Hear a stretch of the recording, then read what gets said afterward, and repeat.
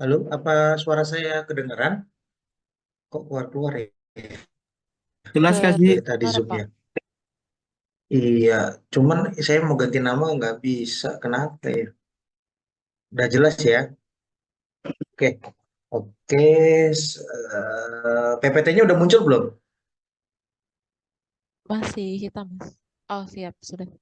Oke, udah. Siap. Oke. Tadi saya sempat nanya sama Mbak Desi dan Mbak Desi katanya soal pembahasan terkait dengan upaya hukum sengketa pajak sudah belum? Oh, katanya belum. Oke. eh Sekarang kita membahas ya terkait dengan materi upaya hukum sengketa pajak. Jadi dalam hal materi tersebut, dari dalam hal materi upaya hukum sengketa pajak, ini termasuk bagian dari hukum pajak maupun audit pajak. Karena upaya hukum sengketa pajak ini timbul, ya kalau kita berbicara masalah audit pajak, nah setelah adanya audit pajak, terbitlah SKP, terbitlah produk hukum, nah barulah di situ adanya sengketa, ya. Sengketa itu timbul apabila di antara dua belah pihak tuh tidak memiliki kesepakatan yang sama, ya. Sama dengan halnya ya berumah tangga, ya. Antara suami dengan istri tidak memiliki kesepakatan yang sama, ya, tidak memiliki prinsip yang sama, akhirnya mereka bercerai dan timbullah menjadi sengketa, ya. Jadi pada intinya seperti itu. Jadi ini adalah bagian dari hukum pajak juga, ya, terkait dengan aturan-aturannya. Lalu juga ini juga ada kaitannya dengan audit pajak seperti itu. Jadi seperti pra, ya, istilahnya setelah adanya pemeriksaan, terbitlah SKP, ya itu masuklah upaya hukum sengketa pajak ini, ya. Jadi masih ada keterkaitan lah di antara dua materi tersebut. Oke, dalam upaya hukum sengketa pajak, mungkin ya sebelum Anda bertanya, saya pasti Anda yakin bertanya, kenapa SP2DK tidak dimasukkan ke dalam upaya hukum sengketa pajak? Nah, SP2DK itu adalah suatu pengawasan, ya. Jadi sifatnya pengawasan, dan saya juga kemarin sempat sudah mengecek ujian teman-teman, ya, 8 dari 10 lah, itu udah pada paham semua, ya, terkait dengan perbedaan, ya, antara SP2DK dengan pemeriksaan pajak atau audit pajak. Ya, alhamdulillah saya bersyukur, berarti setidaknya teman-teman sudah paham nih, ya, apa yang membedakan antara SP2DK dengan pemeriksaan. Jadi memang SP2DK itu jangan sampai dijadikan sebagai, ketika sudah closing dijadikan sebagai produk hukum, tidak bisa, ya. Jadi teman-teman secara kemarin, ya, ujian sudah paham. Cuman kemarin saya lihat memang di terkait dengan materi hukum pajak banyak, ya.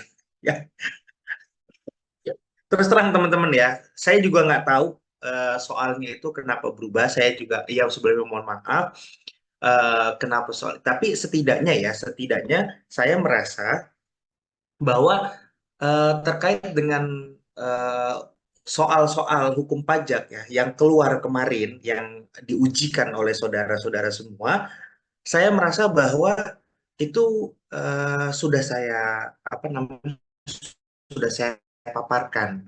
Jadi kenapa saya bisa bilang seperti itu? Dan bisa dibuktikan bahwa teman-teman saudara, ya, ada salah satu, ya, nggak salah satu sih, cukup banyak lah, ada beberapa orang ada seperti itu terkait dengan materi hukum pajak. Jadi ada juga yang dapat 60, ada gitu. Tapi tenang saja teman-teman, ya, untuk masalah ini saya nggak akan pelit-pelit. Tapi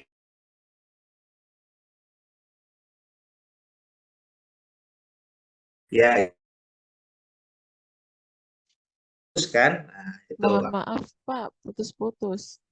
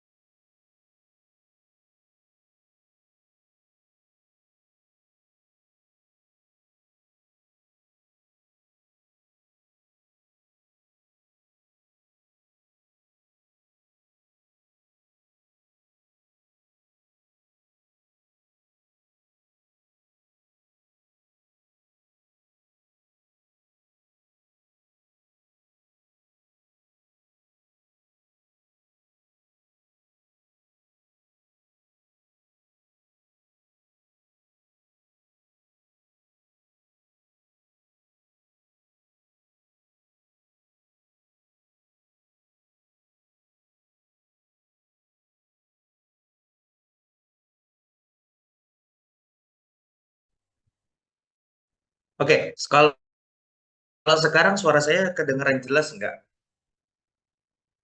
Jelas, Mas. Oh ya, oke. Siap. Oke, kalau gitu kita lanjutkan, ya. Jadi tadi sampai mana tuh, ya? Pada intinya gini, ya, teman-teman. Untuk yang soal audit pajak, ya saya memang akuilah semuanya di atas 80 semua. Kalau untuk audit pajak, tapi kalau untuk hukum pajak ya sebelumnya mohon maaf ya. Jadi ada beberapa yang nilainya masih di bawah ya 70 lah, masih ada nilai yang 70, cuman nggak apa-apa ya karena memang nanti akan saya tambah-tambahkan tugas. Jadi gitu. Jadi nilai insya Allah aman. Nah, yang terpenting jadi teman-teman semua setidaknya ya adalah materi yang nyantol ya. Jadi memang di hukum pajak itu ada yang langsung dapat 95 tanpa harus meskipun soalnya ini berbeda nih sama kisi-kisi begitu. Jadi kalau misalkan ada teman-teman yang mungkin demo, aduh Pak, soalnya, aduh Mas, soalnya kenapa beda? Ya, sebelumnya saya juga nggak tahu gitu loh kenapa bisa beda.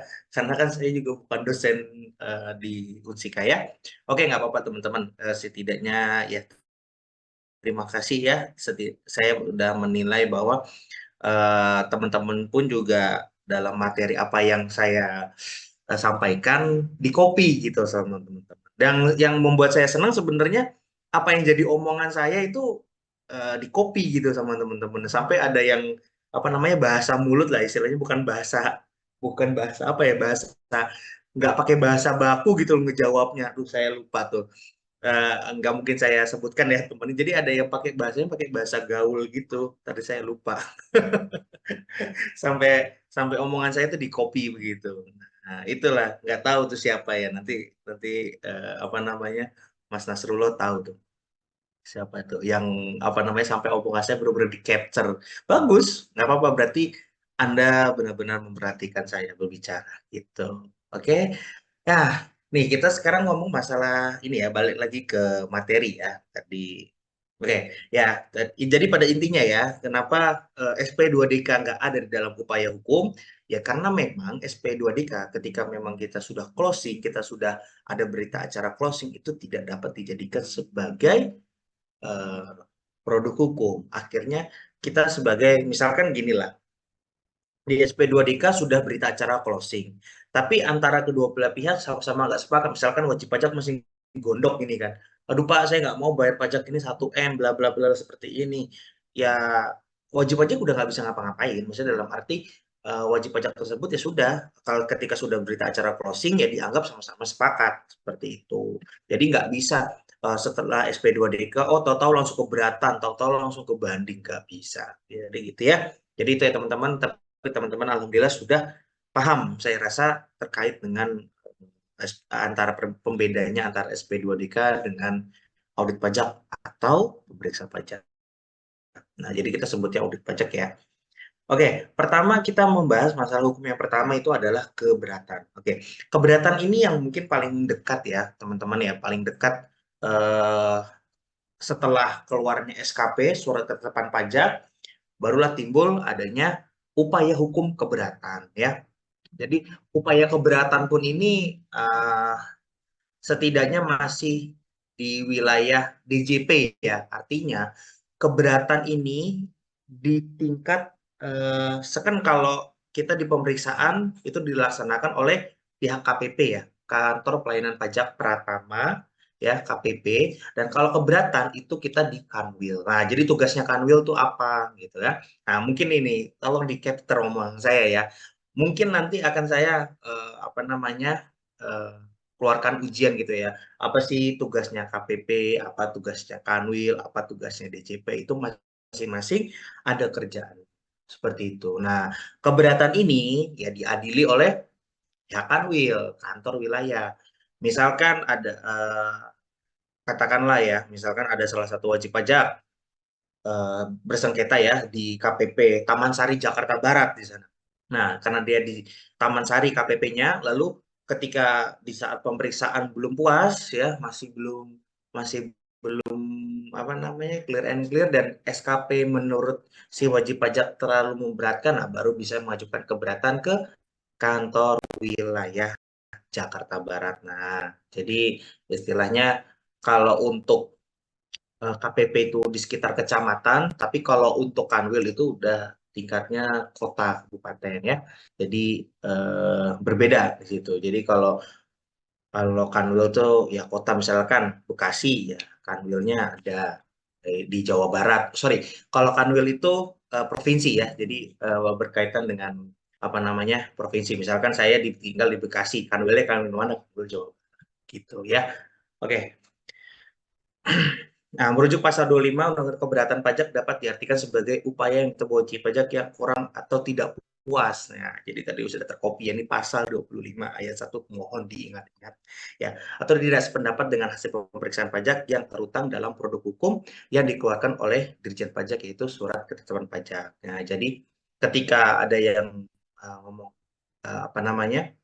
Keberatan diajukan atas apa? Misalkan keberatan diajukan atas STP itu udah langsung saya salahin soalnya. Tapi kalau keberatan atas SKP itu benar gitu ya. Jadi keberatan itu hanya untuk SKP ya. SKP itu banyak ya. Tadi udah pada paham kan ya, SKP KB, SKP LB, SKP nihil ya, SKP KB tambahan itu ya. Jadi terkait dengan SKP yang bisa diajukan keberatan. Nah, kalau STP nanti beda lagi ranahnya, bukan ke keberatan. Begitu ya teman-teman ya.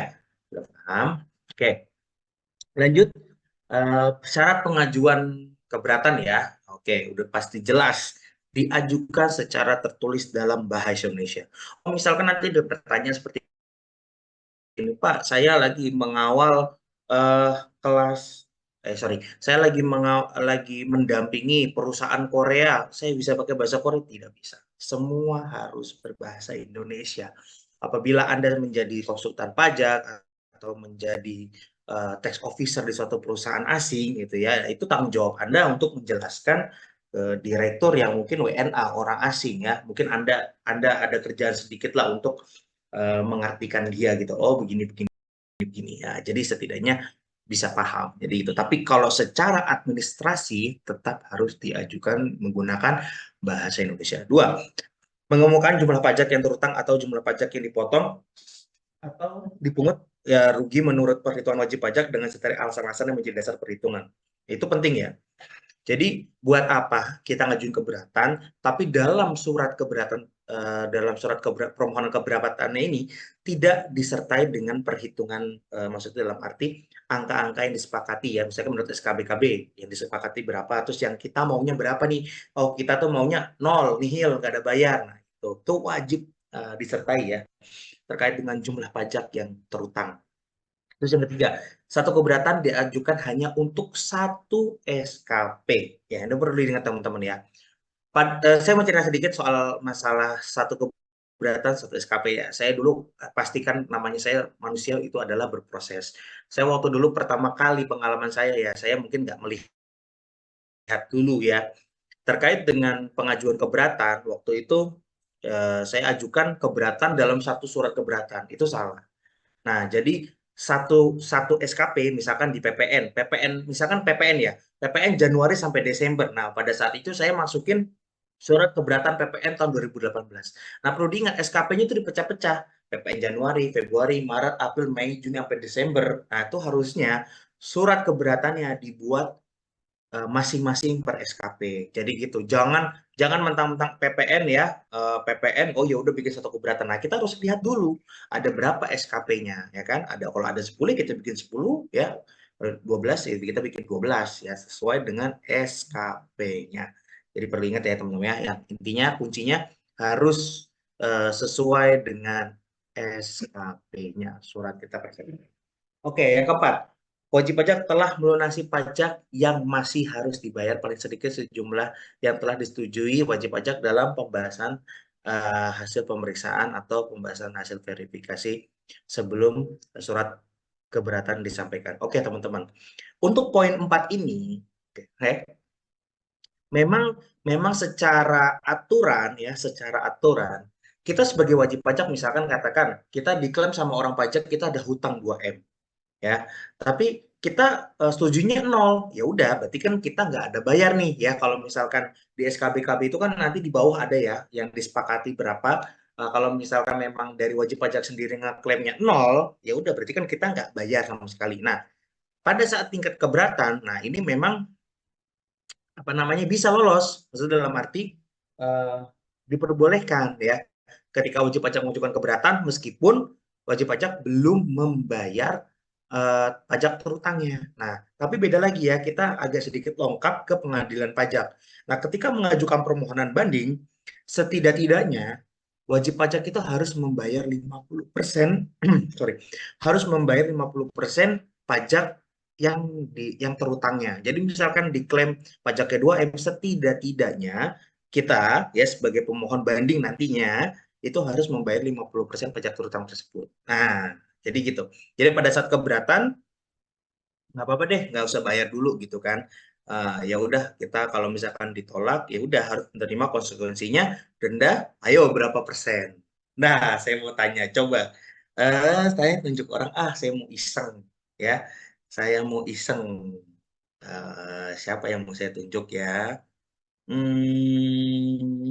Coba Mbak Listi Afridayani. Nah, coba eh, berapa sanksi administrasi jika kalah keberatan? Ayo, berapa sanksinya?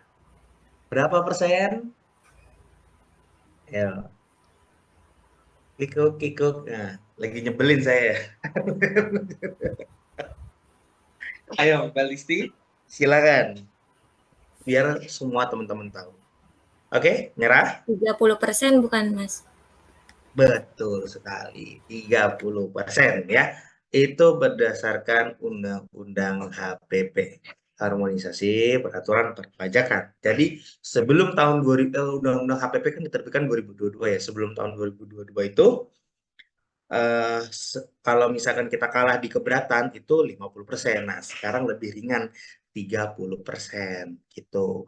Tapi tapi ketika misalkan keberatan nih, sebelum keberatan kita bayar semua. Misalkan kita ada terutang 2M.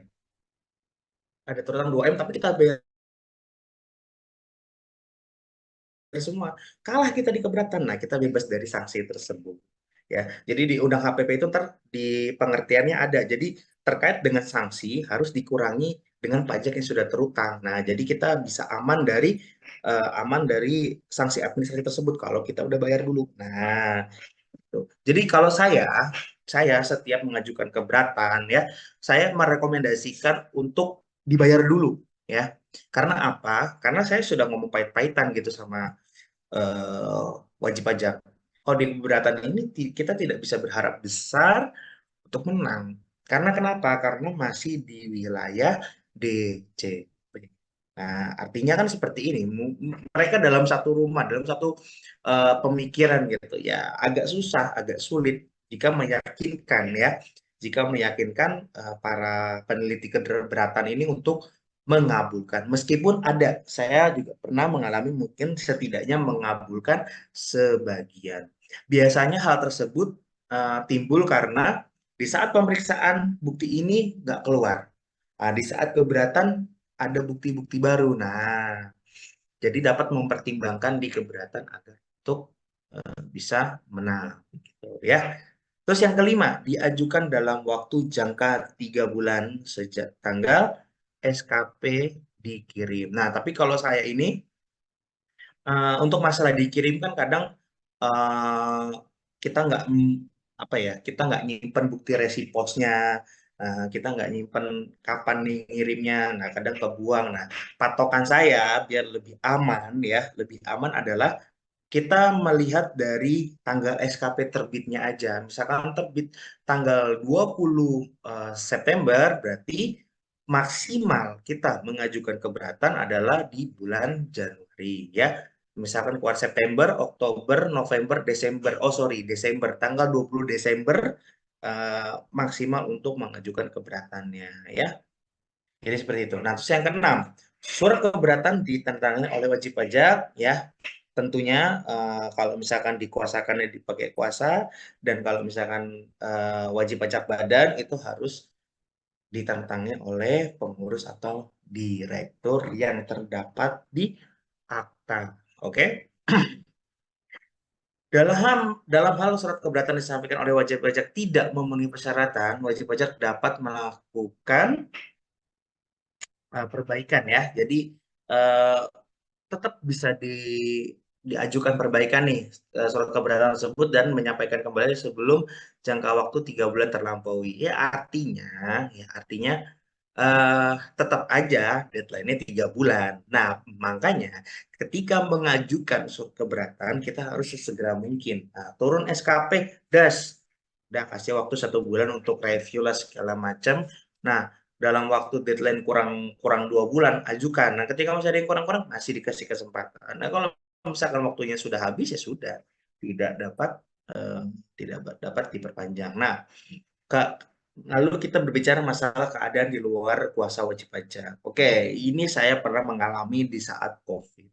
Artinya karena COVID ya, karena ada kejadian luar biasa tersebut dan KPP juga tutup ya, karena kan keberatan juga harus diajukan ya ke TPT. Sebenarnya dari surat bisa. Nah, cuman kan kalau saya lebih prefer untuk secara langsung ke TPT agar mendapat BPS kuning itu agar lebih valid. Tapi kalau kita ngirim ke pos ya, saya pernah ngirim ke pos untuk mengajukan keberatan, mengirimkan empat sengketa, tapi yang diambil hanya 2, ya mungkin ketelisut atau gimana. Itu yang saya tidak merekomendasi untuk melalui pos, meskipun bisa apa ya, bisa melalui pos gitu loh. Jadi lebih baik kita mengajukan keberatan secara langsung ke TPT gitu. Nah, maka dari itulah untungnya dalam keadaan luar biasa ini ya, kita bisa memperpanjang ya untuk melakukan permohonan keberatan gitu. Oke, lanjut. Nggak bisa lanjut ya. Nah, nah, ini ya yang tadi saya bahas. Jadi apa namanya, dengan cara lain juga saya juga masih nggak tahu ya kenapa saya harus nulis dengan cara lain gitu ya. Berarti mungkin pakai merpati kali ya. Nah, pokoknya pada intinya sementara ini surat keberatan dapat diajukan secara langsung maupun melalui pos. Mungkin dengan cara lain dengan JNE ya. Tapi memang biasanya untuk terkait dengan permohonan keberatan ini eh, apa namanya, terkait dengan pengiriman ekspedisi di Kementerian Keuangan itu memang harus melalui. Oke, sebentar ya teman-teman, sebentar. Maaf, ada iklan dulu sebentar.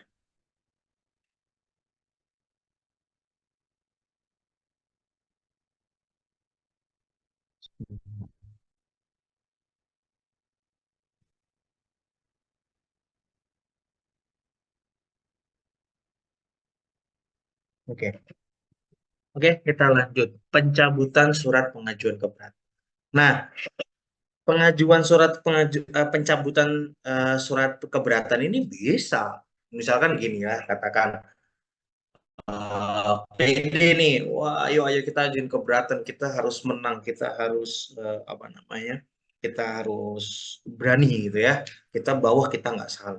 Pas udah diajuin keberatan, duh kok lihat-lihat data, kok data saya masih kurang ya, duh data saya masih kemana-kemana nih, ya istilahnya nggak pede lah ya untuk mengajukan keberatan, itu bisa diajukan pencabutan. Jadi pencabutan, jadi balik lagi nih ya, balik lagi ke KPP terkait dengan patokannya ada di SKP. Jadi SKP itu akan terus tertagih. Jadi billingnya jalan terus ya.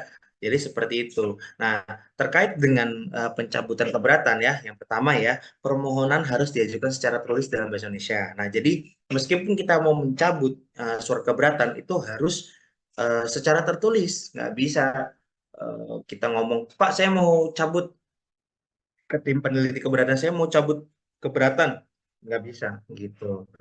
Jadi harus melalui surat permohonan. Nah, surat permohonan tersebut harus ditantangani ya oleh direktur dan wajib pajaknya tersebut. Dan kalau misalkan ada surat kuasa, bisa surat kuasa.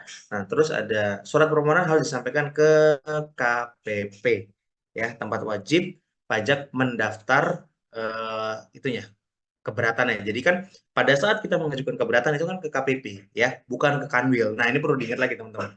Jadi pada saat mengajukan keberatan itu ke KPP ya, bukan ke Kanwil. Meskipun nantinya ya yang melakukan pemeriksaan, yang melakukan penelitian itu adalah dari pihak Kanwil. Jadi begitu ya teman-teman ya.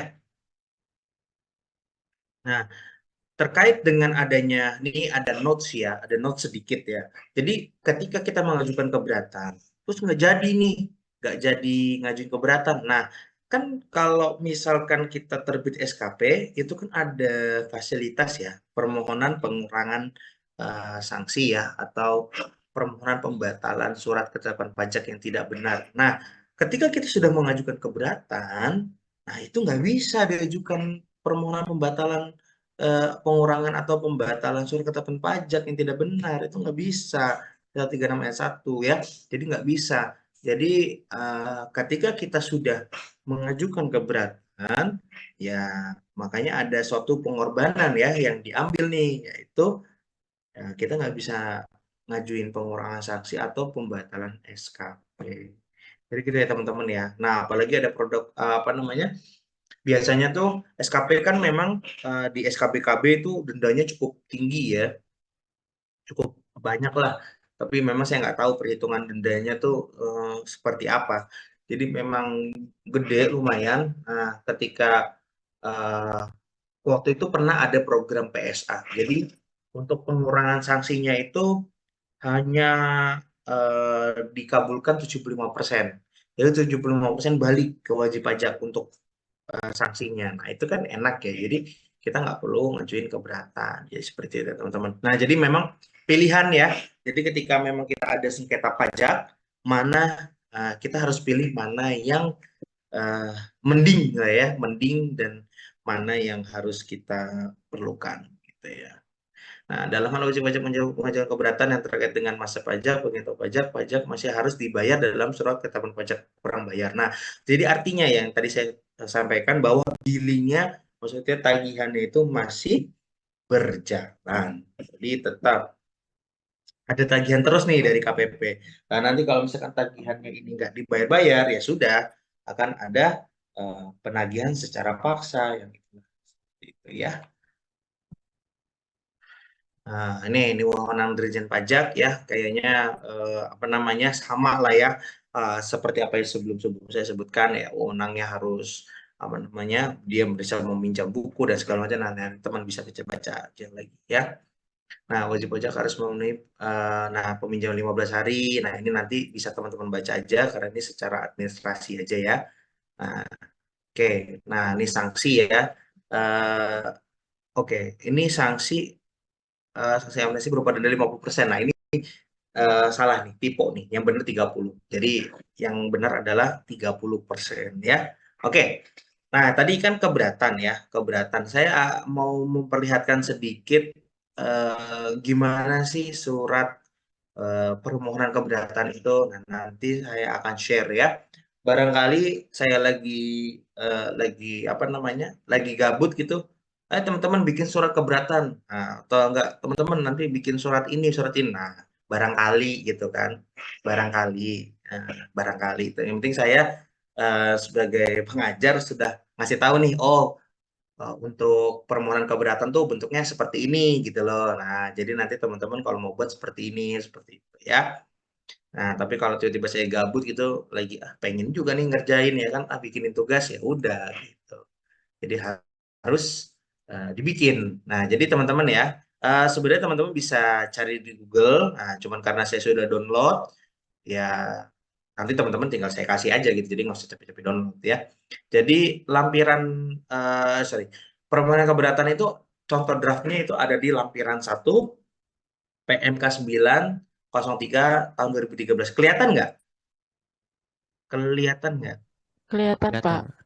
Pokoknya nanti saya ngomong apa tahu-tahu di layar beda, ingetin ya. Gitu. Ya harus diingat. Nah, itu sebenarnya nanti bisa dilihat ya. Jadi pada intinya uh, format surat keberatan itu harus ada nomor ya. Harus ada nomor suratnya. Meskipun nantinya sengketa pajaknya diajukan oleh orang pribadi. Itu tetap harus dikasih nomor, diberikan nomor. Nah, kalau lampiran Itu bisa kalau saya biasanya nulis satu set gitu aja. Terus juga di nomor 2 ini adalah tanggal dan tempat.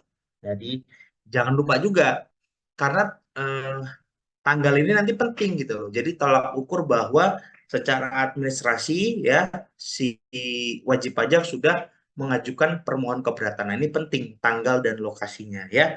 Yang terhormat Direktur Jenderal Pajak ya, Direktur Jenderal Pajak terus up kepada kepala KPP mana gitu kan, misalkan KPP Madya Bandung gitu kan. Nah, itu bisa di situ dikasih alamatnya. Nah, di sini di bawah ya, di sini ada yang bertanda tangan di bawah ini. Nah, di sini adalah siapa? Wajib pajaknya kah? Wakilnya kah? Atau kuasanya? Ya, gitu. Misalkan di sini yang bertanda tangan di bawah ini Desi ya kan? Terus Desi Ayana Luluah. Nah, NPWP berapa? Jabatannya apa? Nah, kalau misalkan dia sebagai kuasa, ya udah jabatannya sebagai kuasa. Kuasa kuasa di bidang pajak gitu boleh. Nah, ini sebenarnya intinya yang terpenting tahu nih siapa yang mau tanda tangan ya. Ini diisi siapa yang mau tanda tangan. Jadi kalau direkturnya ya direkturnya ya, jadi diisi. Nah, terus di sini ya nanti dari wajib pajak mana nih? Nah, harus jelas ya kan. Nah, di sini ada nih pengurusnya atau kuasanya. Nah, kita mau ngajuin keberatan atas nama siapa? Nah, disinilah muncul ya dari wajib pajak siapa, misalnya PT ABC Sosro gitu kan, terus NPWP bla bla bla, alamat Kebun Bambu, nah seperti itulah kurang lebih. Nah, bersama ini mengajukan keberatan atas SKP atau pemotongan oleh pihak ketiga ya, maksudnya pihak pajak ya. Jadi balik lagi keberatan terkait dengan SKP. Nah, di sini harus ada nih jenis suratnya ya. SKB KBK, SKB LBK. Nah, itu harus harus jelas gitu. Jadi jangan cuman jenis surat ketetapan pajak tok, jangan gitu ya. Terus nomor dan tanggalnya harus ditulis, jenis pajak, masa tahun pajaknya juga harus ditulis. Jadi begitu teman-teman ya. Nah, di dalam surat keberatan tersebut harus juga terdapat alasan pengajuan keberatannya. Jadi nggak cuman nomor SKP-nya aja, nggak cuman berapa berapa turutangnya aja, tapi alasannya juga harus ditulis begitu. Karena apa? Gini ya teman-teman. Ini hal yang sebenarnya sepele sebenarnya. Jadi ketika pada saat permohonan keberatan ya, alasan-alasan tersebut harus ditulis. Untuk apa? Untuk direkam pada saat misalkan nanti ya kita diajukan banding. Nah, diajukan banding pun nanti surat keberatan ini, surat permohonan keberatan itu nanti akan dilampirkan. Tetap harus ada dilampirkan surat keberatan ini. Jadi makanya dalam surat keberatan itu bisa terlihat gitu loh. Misalkan di keberatan kita ngomongnya apa, oh ternyata dibanding ngomongnya beda. Nah, itu kan bisa jadi pertimbangan hakim gitu. Jadi alasannya tetap harus ditulis, gitu ya. Dan terus untuk alasan keberatannya tersebut ya harus mungkin bisa dimasukin ya. Misalkan versi pajak berapa turutangnya, terus versi kita berapa hitungannya. Nah, itu sebutin alasan-alasannya. Nah, begitu ya. Nah, terus berdasarkan hal tersebut jumlah pajak yang turutang, nah ini sudah baku ya nanti tinggal diisi saja. Nah, kalau untuk di keberatan, nah di sini ada lampiran ya. Lampirannya, terus jenis dokumennya apa ya, surat kuasa. Nah, terus juga nih di poin D nih sebelum saya kelewat jumlah yang telah dilunasi. Kalau misalkan memang kita sudah membayar ya, ya ditulis aja di sini NTPN-nya berapa segala macam gitu ya. Nah, terus ini hanya lampirannya. Nah, kurang lebih seperti ini nanti akan saya kasih ke teman-teman semua ya. Jadi persiapkan aja gitu kalau saya tiba-tiba lagi gabut, bikin deh tugas gitu. Jadi tugas deh sama teman-teman, bete deh ya. Intinya teman-teman jaga-jaga aja gitu ya. Oh ya bikin ini seperti ini gitu ya. Saya nanti tergantung mood saya aja gitu. Kalau saya lagi nggak mood, ya udah saya bagi tuh untuk tugas. Tapi kalau saya lagi ceria mood terus ya sudah nggak akan saya share gitu. Oke, ya kita lanjut ke PPT-nya ya. PPT-nya. Saya stop share dulu. Oke, muncul muka saya ya. Berarti, oke, kita ke permohonan banding ya. Permohonan banding di mana ya? Di pengadilan pajak ya jelasnya. Coba, saya mau tanya deh. Sengketa pajak bisa nggak sih kita bawa ke pengadilan negeri? Coba salah satu contoh teman-teman. Misalnya ada sengketa pajak nih, ya, ada sengketa pajak. Bisa nggak sih peradilan itu pindah ke pengadilan negeri? Coba, coba, teman-teman, ada yang bisa jawab nggak? Perasaan, perasaan di soalnya jawab nih, gitu kan? Hubungan hukum pajak dengan hukum apa, gitu kan? Coba, siapa yang bisa jawab? Nah, sengketa pajak ada nggak dimungkinkan untuk diadili di pengadilan negeri? Coba, ayo, coba, mau iseng lagi saya nih. Coba Mbak Sabilah Ali Juniati. Coba.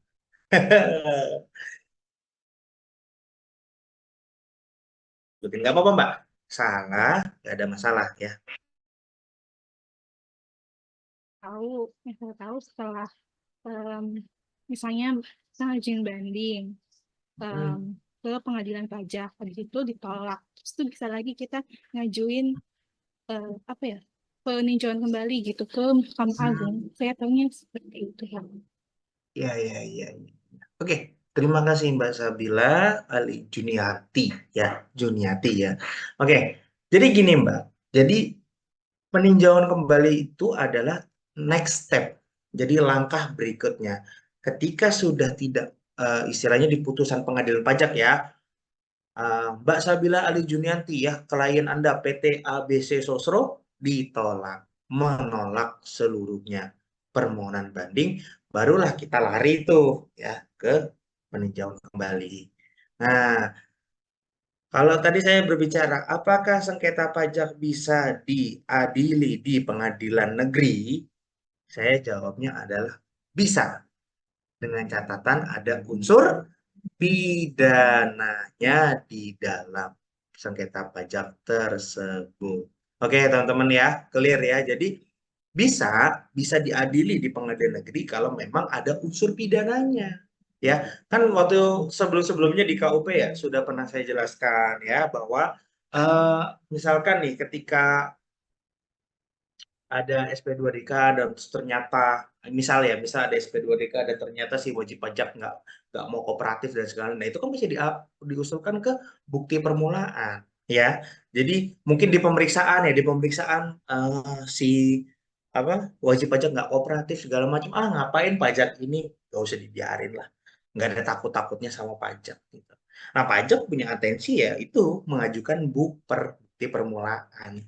Terus di dalam pemeriksaan bukti permulaan, wajib pajak masih nggak kooperatif. Nah, itu bisa lah masuk penjara. Plek. Oke. Di sel diadililah di pengadilan negeri, bukan di pengadilan pajak lagi. Jadi gitu ya. Oke. Jadi paham ya teman-teman ya. Eh, apa sih fungsinya pengadilan negeri di saat sengketa pajak nih ya, kalau misalkan memang ada ada timbul unsur pidananya ya. Oke. Perasaan di soal paham ya. Kok di sini nggak paham? Oh berarti ini kali ya. Mungkin pemahamannya bahwa hubungan pajak dengan hukum lainnya ya. Ya udah nggak apa-apa.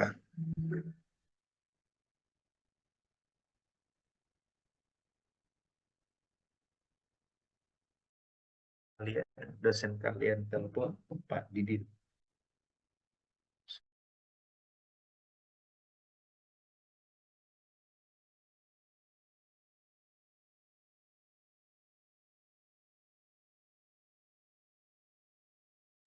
Oke, kita lanjut ya. Nah, oke. Nggak apa-apa, Mbak Sabila. Makasih ya udah membantu teman-teman ya. Jadi setidaknya jawaban salah pun nggak apa-apa. Yang terpenting teman-teman jadi pada tahu semuanya. Begitu ya Mbak Sabira, terima kasih. Pak Arul, jangan lupa ya yang sudah berbicara dalam Zoom ini dicatat ya. Mengkhawatirkan nanti takutnya nilainya ada yang kurang ya Pak Arul ya. Wah, lagi enak banget di Pak Arul nih kayaknya nih. Sambil makan, lihat. Oke, ya. Nah, ini dia teman-teman ya. Macam-macam pengadilan di Indonesia. Ya, sebenarnya masih ada lagi lah ya. Pengadilan HAM, pengadilan industrial. Oke. Ini penting saya jelaskan. Jadi, meskipun teman-teman orang yang misalnya dari latar belakang accounting ya, ekonomi. Nah, teman-teman setidaknya paham nih di sini. Apalagi teman-teman harus bisa membedakan gitu kan peranannya pengadilan pajak, peranannya pengadilan negeri itu seperti apa nah, gitu. Jadi teman-teman harus paham setidaknya membedakan nih ya, coba sering-sering nonton berita gitu ya. Kalau misalkan ada kasus korupsi, nah itu diadilinya di mana gitu. Nah, cuman yang paling sering disebut ya ini aja gitu ya. Jadi pengadilan negeri, niaga, tipikor, agama, militer, tun dan pajak ya. Jadi nanti akan kita bahas satu-satu. Sedikit aja, kulitnya aja ya. Nah, pengadilan negeri adalah pengadilan tingkat pertama ya. Jadi setelah pengadilan negeri itu ada pengadilan tinggi. Ya, kalau pengadilan negeri ini memang tingkat pertama untuk memeriksa verifikasi hasil penyelidikan polisi, memutuskan dan menyelesaikan perkara perselisihan antara tergugat dengan penggugat ya kasus perdata.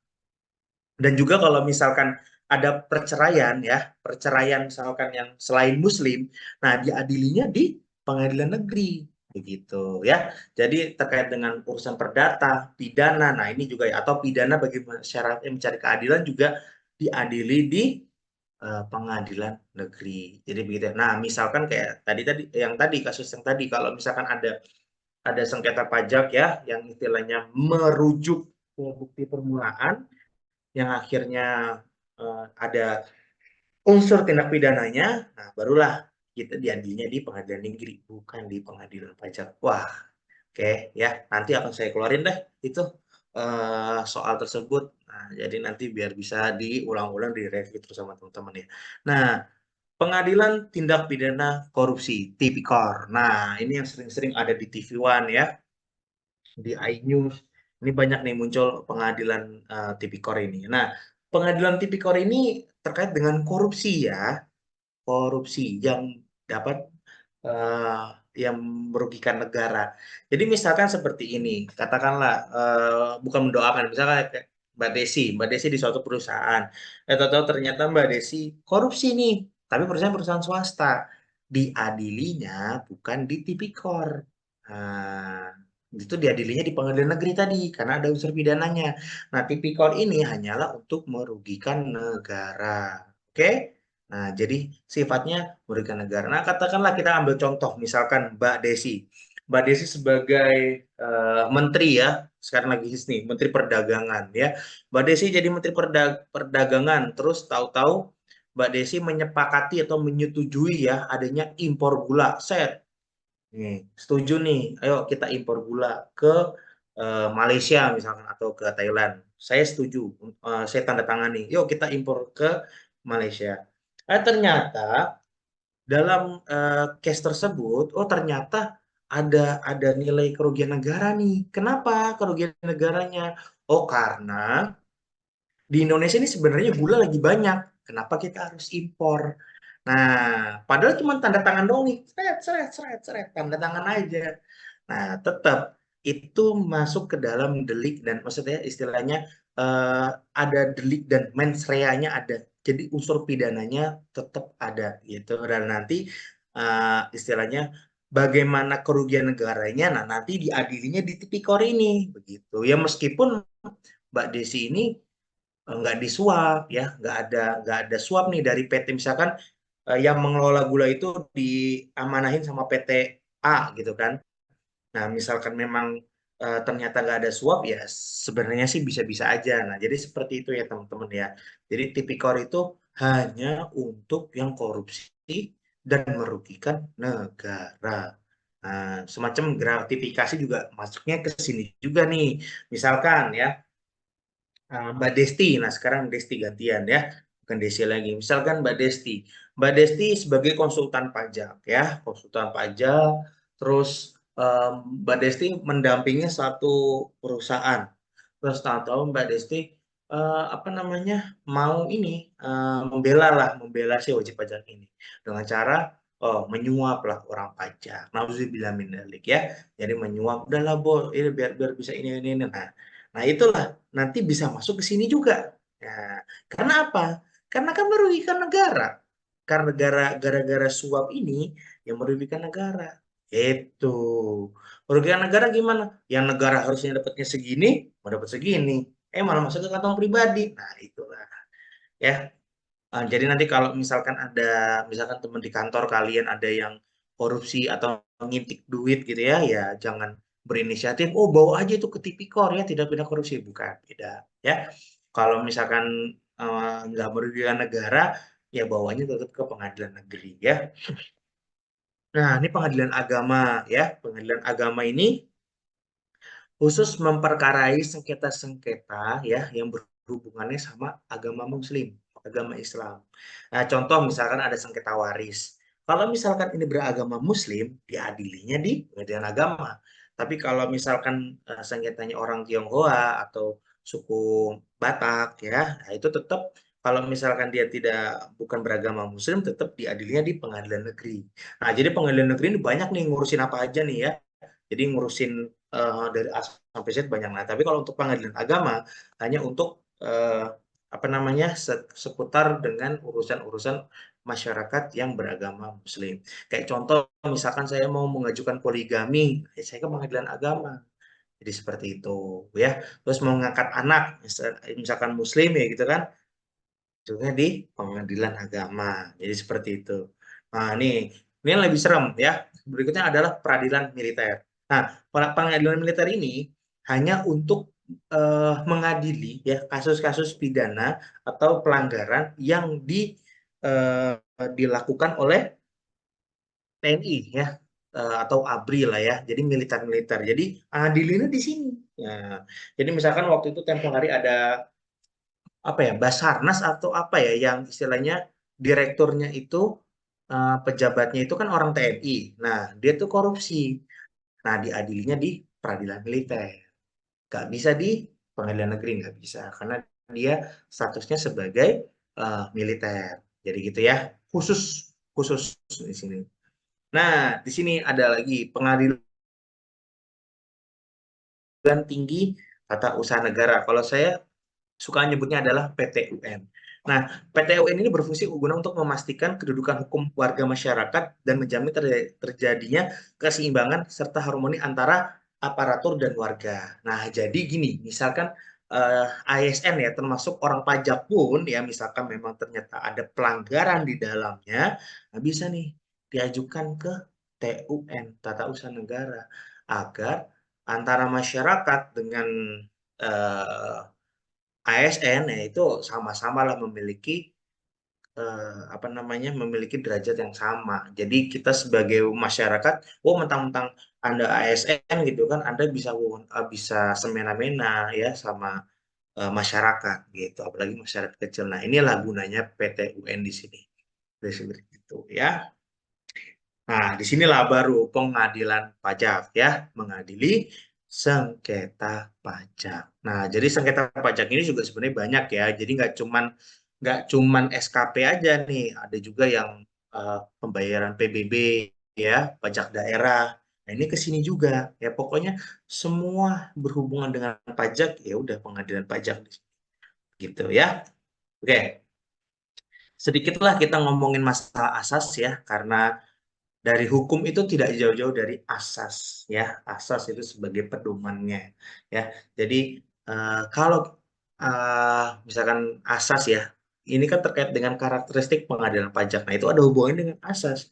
Istilahnya asas itu sebagai cerminannya ya, pengadilan pajak itu seperti apa. Oh, ini makanya ada 4 asas yang saya masukkan. Itu ada asas praduga legitimate, asas pembuktian bebas, terus ada asas keaktifan hakim, dan asas erga omnes. Nah, erga omnes ini banyak nih, kalau misalkan kalian suka nonton berita ya, disebutin asas erga omnes. Itu apa? Gitu yang kita bahas satu-satu. Nah, oke. Yang pertama adalah asas praduga reject. Nah, asas hukum acara pidana tata usaha negara ini menyatakan bahwa demi kepastian hukum ya. Jadi terkait dengan adanya kepastian hukum, setiap keputusan tata usaha negara dianggap benar menurut hukum.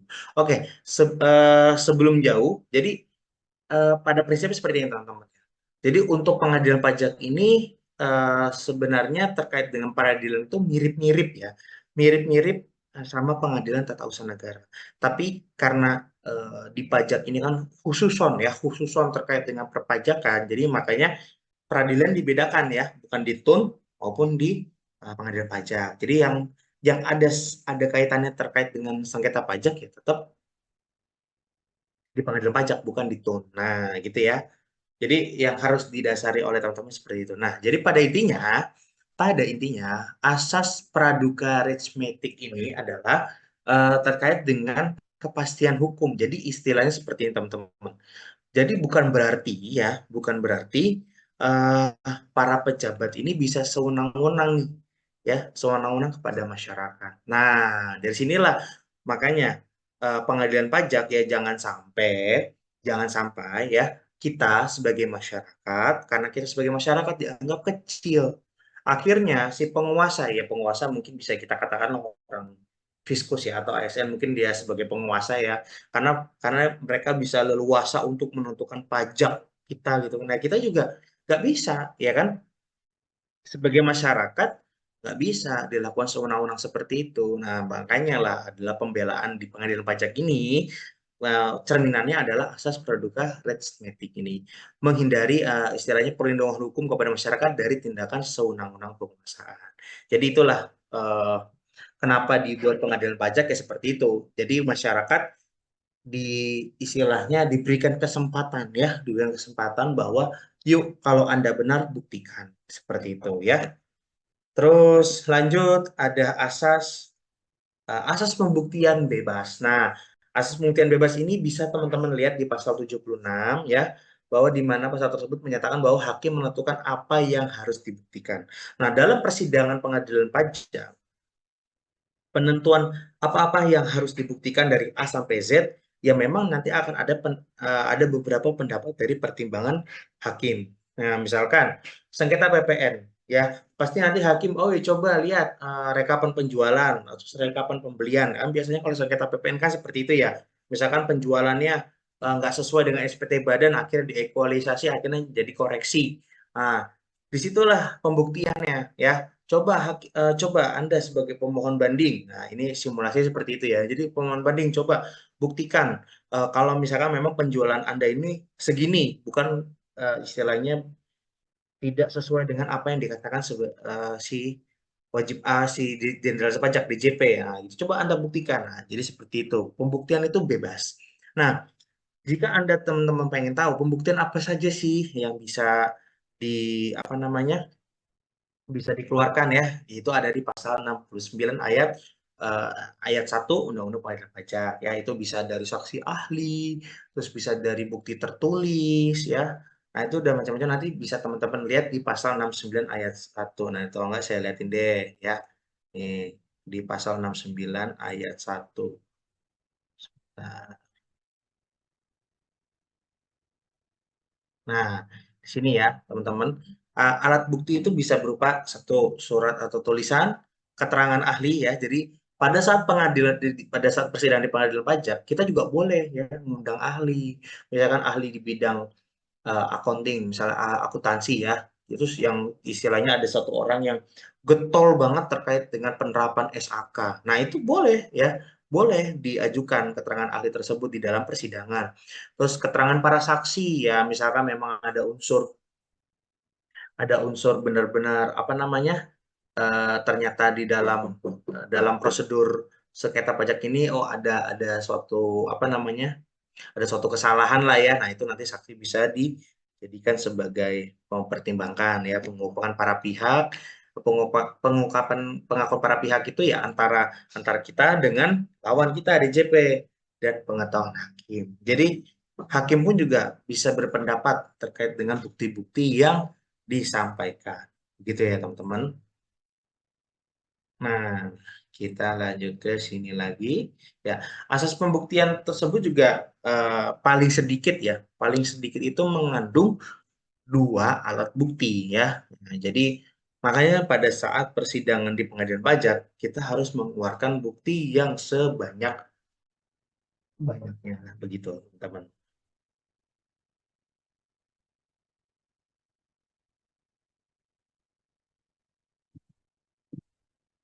Oke. Nah, asas keaktifkan hakim.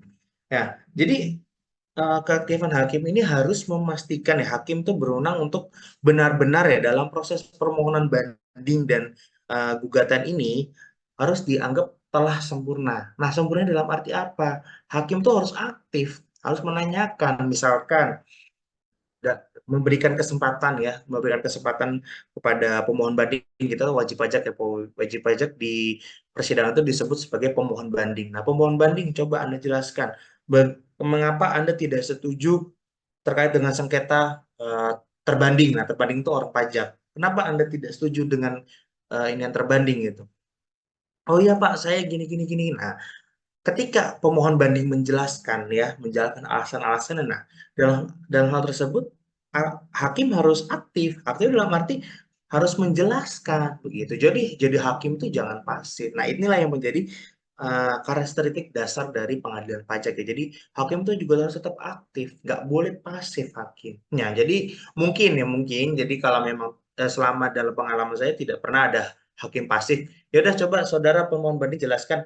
Oh ya ya oke. Oh ya terbanding jelaskan. Oh ya oke ya udah selesai putus. Saya jarang sih. Pasti hakim akan meminta keaktifannya. Jadi coba Anda lengkapi bukti ini saya mau lihat. Nah, jadi ada interaksi lah antara hakim dengan para pihak. Jadi nggak bisa hakim itu cuma diem. Ayo perbanding sini mana apa yang Anda bandingkan. Oh ya oke. Saya terbanding oke. Terus tahu-tahu hakim langsung memutuskan. Nah, itu kan jadi nggak adil. Gitu. Nah, tapi memang biasanya senjata asas keaktifan hakim ini bisa dijadikan sebagai dasar untuk kita sebagai pemohon banding mengajukan PK, pengajuan kembali. Alasannya kenapa? Alasannya bahwa putusan pengadilan pajak tersebut itu nggak adil ya, karena di sisi lain hakimnya juga pasif, nggak aktif, tidak mempertimbangkan bukti-bukti ya yang diperoleh dari wajib pajak. Nah, itu biasanya ditulisin tuh di situ di PK-nya. Nah, asas erga omnes. Asas erga omnes ini adalah seperti layaknya jurisprudensi lah. Jadi pada intinya ya bahwa putusan pengadilan pajak itu adalah bersifat tetap dan juga ya berkekuatan hukum putusan pengadilan pajak ini dan juga kalau saya pernah bahas jurisprudensi. Artinya seperti ini. Misalkan kita ada sengketa pajak lagi, ya. Nah, kita memakai putusan pengadilan pajak itu bisa dijadikan dasar hukum karena sudah berkekuatan tetap. Nah, begitulah asas erga omnes, ya. Jadi teman-teman. Jadi kalau misalkan ada yang bilang, oh putusan pengadilan, misalkan kita mengajukan sengketa banding, terus ternyata di dalamnya itu kita, oh ini ada nih putusan pengadilan yang sama yang pernah diputus, terus diterima. Terus kita ajukan nih ke pengadilan pajak. Nih Pak, ini yang mulia hakim, saya mengajukan ini nih ada bukti bahwa putusan nomor sekian sekian sekian ini sama seperti sengketa yang saat ini sedang diproses diperiksa di pengadilan pajak. Oh iya, berarti bisa dapat dipertimbangkan nih putusan pengadilan pajak ini dan juga bisa dijadikan sebagai bukti. Nah, itulah gambaran dari asas erga omnes. Jadi berkekuatan hukum tetap. Oke. Ya, ini bahasa-bahasa hukum itu memang rata-rata Belanda ya, karena memang kita inputnya sama Belanda. Dulu kan kita dijajah sama Belanda. Nah, oke, ya permohonan banding. Nah, kita udah masuk ke ininya ya, secara administrasinya. Jadi, merujuk pasal 1 angka 6 Undang-Undang Pengadilan Pajak adalah upaya hukum yang dapat dilakukan wajib pajak atau penanggung pajak kepada pengadilan pajak terhadap suatu keputusan yang dapat diajukan banding. Nah, itu keputusan apa? Keputusan keberatan. Ya, keputusan keberatan berdasarkan peraturan perundang-undangan yang berlaku. Nah, merujuk ya pada pasal 27 Undang-Undang KUP, wajib pajak dapat mengajukan banding ke pengadilan ke pajak pengadilan pajak apabila wajib pajak belum dapat menerima SKP atas keberatan yang diajukan wajib pajak. Nah, tetap ya, peruntutannya tetap dari awal ya, SKP lagi yang dibahas. Nah, objek banding ya. Jadi pengadilan pajak dalam hal ini hanya memeriksa dan memutus sengketa atas keputusan keberatan, kecuali ditentukan lain oleh peraturan perundang-undangan yang berlaku. Sengketa pajak yang menjadi objek pemeriksaan adalah sengketa yang dikemukakan pemohon banding dalam permohonan keberatan. Nah, tuh teman-teman. Jadi maka dari hal ini ya, istilah dari awal di keberatan itu kita perlu menjelaskan ya apa yang menjadi titik berat kita ya untuk menerima sengketa dari angka koreksi dari si orang pajak tersebut. Nah, makanya lah permohonan keberatan ini akan dilampirkan nih di pengadilan pajak. Karena apa? Masih dipakai ya dalam permohonan keberatan yang seharusnya diperhitungkan dan diputus dalam keputusan keberatan. Nah, jadi istilahnya permohonan keberatanmu juga harus dibuat lebih serius. Jadi jangan sampai cuma keberatan ntar juga ditolak. Ya udahlah kita hari aja, maksudnya kayak nggak usah terlalu serius. Enggak, harus serius. Gitu dari awal pun juga ketika sudah keberatan ini kita ya ketika menghadapi upaya hukum sengketa pajak ini harus serius gitu dari awal. Jadi nanti untuk dibanding-banding ini hanya paling kita melengkapkan bukti-bukti yang memang dirasa masih kurang. Nah, nih persyaratan banding ya. Banding diajukan dengan surat banding dalam bahasa Indonesia ya kepada pengadilan pajak. Nah, kalau permohonan banding bukan diajukan di Kanwil. Nah, takutnya nanti teman-teman ngira ngajuin banding di Kanwil, orang kemarin ngajuin keberatan juga di KPP, oh enggak. Untuk permohonan banding harus diajukan ke pengadilan pajak. Tapi sekarang udah ada yang baru nih. Kemarin saya nyobain pakai Cortex. Wah, enak ya. Jadi saya yang biasanya bawa berkoper-koper, sekarang saya pakai Cortex. C-O-U-R-T Tex. Cortex, e-Cortex. Jadi saya ngajuin permohonan banding udah elektronik aja gitu. Gak usah kayak orang mudik gitu kan. Kalau saya ke pengadilan pajak itu bawa koper. Nah, itu mungkin Desi sama Desti tahu tuh ya, karena waktu itu sempat membantu saya untuk mengajukan PK. Nah, untuk PK diajukan ke pengadilan pajak. Nah, gitu ya, bukan ke MA. Meskipun pengadilan pajak, meskipun peninjauan kembali itu di ranahnya MA, tapi tetap diajukan permohonannya di pengadilan pajak. Nah, ya, tapi kalau untuk e-Cortex ini masih belum menampung PK. Jadi PK itu masih diajukan secara manual. Nah, itu saksinya Mbak Desi dan Mbak Desti ya bantuin saya sampai saya bawa koper gede gitu. Jadi memang PK itu kebetulan sengketanya ada 12. Jadi 12-12-nya kita harus melampirkan. Jadi seperti itu ya. Terus banding, yang kedua ya, persyaratan banding diajukan waktu 3 bulan. Sama ya. Jadi ketika sudah mendapat ketetapan keberatan, keputusan keberatan dari Kanwil, artinya sudah terhitung tuh, nah, ya, 3 bulan sejak surat keputusan diterbitkan. Nah, sama ya dengan keberatan, pengajuan banding diajukan terhadap satu keputusan keberatan, jadi gitu. Jadi nggak bisa satu keputusan keberatan diajukan 2 gitu, nggak bisa. Jadi masing-masing satu. Terus pada saat dilampirkan salinan keputusan yang dibanding, nah ini juga harus. Terus yang keenam, pemohon banding dapat melengkapi surat bandingnya untuk memenuhi ketentuan yang berlaku sepanjang masih dalam jangka waktu ya, jangka waktunya itu 3 bulan ya teman-teman ya. Oke, ini pemohon banding secara administratif ya. Nanti ya pokoknya pada intinya pemohon banding ini hanya bisa dilakukan oleh wajib pajaknya, ahli warisnya juga boleh, kuasa hukumnya. Nah, ini harus kuasa hukum ya. Kalau pengadilan pajak ini harus kuasa hukum. Nah, ketika di Kanwil ya di keberatan itu kan bisa konsultan pajak. Nah, tapi kalau untuk di pengadilan pajak itu harus kuasa hukum. Gitu ya teman-teman ya. Nah, ini ya istilahnya sedikit aja lah ya. Maksudnya dalam arti kebetulan kan dosen kalian nih Pak Narudin, Pak Didin itu juga punya ya sertifikasi konsultan pajak dan juga memiliki sertifikasi kuasa hukum. Jadi beliau ini bisa menangani perkara di keberatan dan juga bisa di pengadilan pajak. Jadi double ya. Nah, cuman kalau untuk kuasa hukumnya ini juga harus bersertifikasi di pengadilan pajak. Nggak bisa pakai yang peradi itu. Nah, itu nggak bisa. Jadi harus pakai kuasa hukum pengadilan pajak. Jadi begitu teman-teman ya. Nah, terus ada pencabutan banding. Kalau misalkan dirasa, aku takut kena denda 30% lagi, ya udahlah, mundur aja. Cabut bandingnya ini masih bisa. Nah, oke ya. Nah, nanti ini bisa dibaca-baca lagi. Oke, ini ada sanksi ya. Sanksi itu 60% yang sekarang ya. Oke, sekarang kita berbicara soal gugatan ya. Jadi gugatan ini terkait dengan ini ya, apa namanya, bukan terkait dengan SKP. Jadi kita sebagai wajib pajak, misalkan ada suatu, misalkan dalam pemeriksaan ya, dalam pemeriksaan ada prosedur yang salah nih. Misalkan orang pajaknya nggak ngirimin surat lah, nggak memberitahu SPHP lah, pokoknya ada pelanggar di dalamnya. Nah, itu kita bisa ajukan gugatan gitu.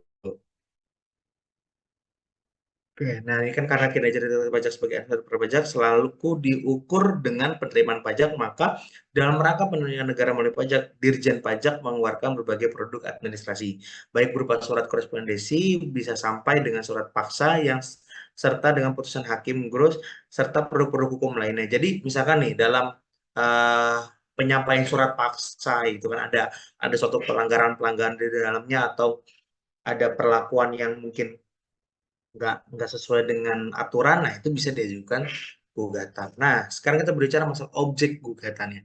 Pengen pajak dalam hal gugatan memeriksa dan memutus sengketa atas pelaksanaan penagihan pajak atau keputusan pembetulan atau keputusan lainnya sebagaimana dalam pasal 23 ayat 2 Undang-Undang KUP, yaitu untuk gugatan juga tetap diajukan ke pengadilan pajak ya.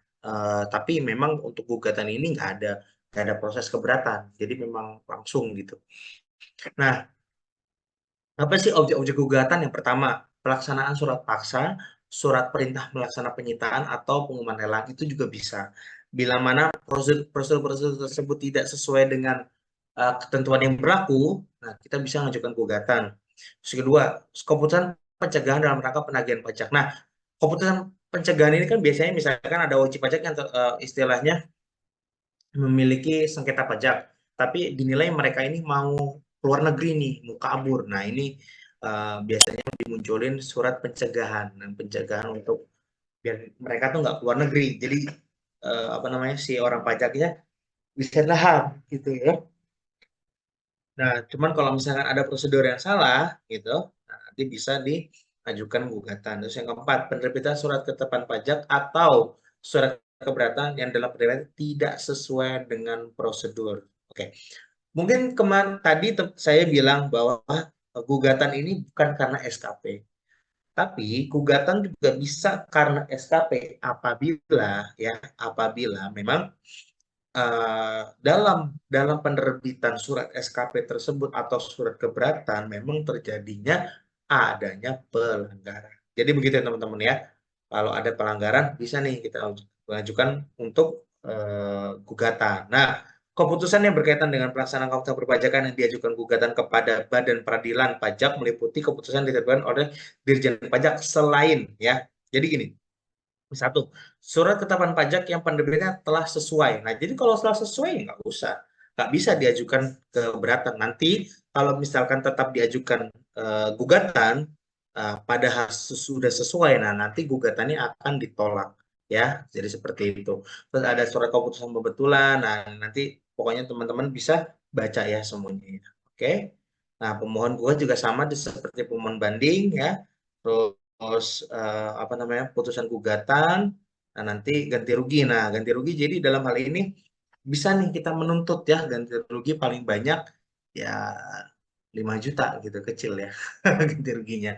Oke, teman-teman, yang terakhir ya, peninjauan kembali. Nah, nanti paling enggak ini ya, maaf sebelumnya saya nggak bisa menjelaskan ya, karena memang sudah azan ternyata. Jadi nanti teman-teman baca aja ya untuk peninjauan kembali. Pada intinya peninjauan kembali ini ketika memang kita sebagai wajib pajak ya, di dalam putusan pengadilan pajak masih tidak ada keadilan lah bagi kita bisa mengajukan ke peninjauan kembali ya dengan alasan-alasan. Nah, oke, sedikit saya bahas deh.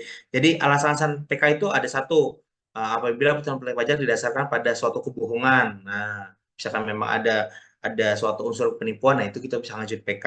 Terus kedua, apabila terdapat bukti tertulis baru. Nah, ini novum ya. Jadi novum, bukti baru. Kalau misalkan ternyata ada bukti baru, oh ternyata bisa diajukan PK nih, oh ternyata bisa mengurangkan pajak, ya itu bisa diajukan PK.